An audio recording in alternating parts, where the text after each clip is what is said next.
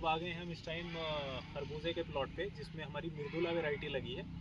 और ये वैरायटी 26 सितंबर को डायरेक्ट सोइंग हमने सीड किया था, जो कि आज से 31 डेज़ हो चुके हैं। तो हम आज आपको बताएंगे कि इसमें वायरस कैसे लगता है और इसके क्या उपचार हैं, तो उसके बारे में हम बताएंगे। तो चंद्र प्रकाश जी, थोड़ा सा इसके बारे में आप ये बताइए कि ये जो वायरस अटैक लगता है, इसको 31 डेज़ हो चुके हैं, इसके क्या कारण होते हैं और इसका क्या उपचार किया जाता है।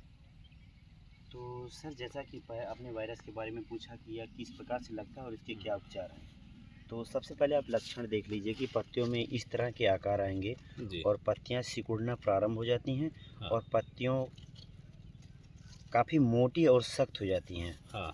इस टाइप में जो पत्तियां हैं मोटी हो जाती हैं और इस तरह का येलो मोज़ेक जो लगा हुआ है, पीली तरह से संरचनाएं दिखाई देती हैं और पत्तियों का आकार इस तरह से मुड़ना प्रारंभ हो जाता है। और समय से पहले ही इसमें फूल और फल भी आ जाता है। और तनों में आप देखेंगे, तनों में जो इस तरह से जो तनों में जो धारियाँ बनने लगती हैं, जो तने फटना प्रारंभ हो जाते हैं, इस प्रकार से ऐसे ऐसे निशान बनेंगे। और पत्तियों में आपने देखा कि ऐसा ही एक आकार बनेगा, जिससे और सामान्य पत्तियों से जो पत्तियाँ होती हैं बहुत टाइट हो जाती हैं। तो यही है आपका जो वायरस लगा हुआ है। और यह बीमारी एफिड के द्वारा, अगर आपके खेतों में एफिड अगर लगे हुए हैं, शुरुआती दौर से अगर आपने इसे अगर कंट्रोल ना किया, तो यह स्वाभाविक है, यह रोग लग जाएगा। तो आपको विशेष ध्यान देना है कि आप एफिड जो आपके प्लांट्स में जो लगे हैं, उसे आप शुरू से समय से उसे कंट्रोल कीजिए। इसका उपचार है यह कई प्रकार से हो सकता है। कभी कभी ये जेनेटिकल डिसऑर्डर है, कभी कभी बीज जनित रोग भी है। कुछ अगर इन्फेक्टेड बीज के माध्यम से भी यह बीमारी आ जाती है। और मिट्टी में भी ये बीमारियां मिट्टी में भी पनपती हैं।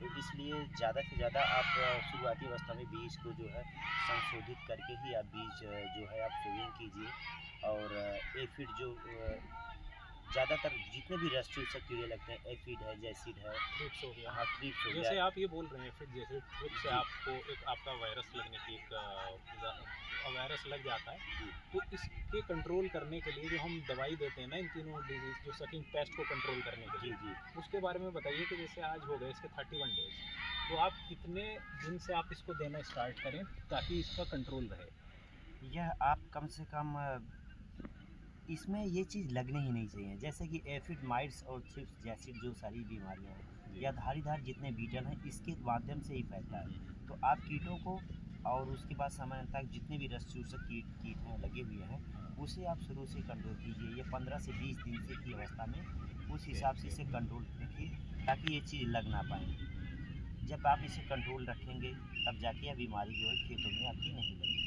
चलिए ठीक है, आपने बहुत अच्छे से एक्सप्लेन किया कि वायरस डिजीज़ को कैसे कंट्रोल किया जा सकता है, इसका प्रिवेंटिव क्या है। और प्रिवेंटिव हमेशा बेटर रहता है आपके लगने के बाद से कंट्रोल करने से। जी जी तो चलिए, बहुत धन्यवाद आपका। जी जी, धन्यवाद सर।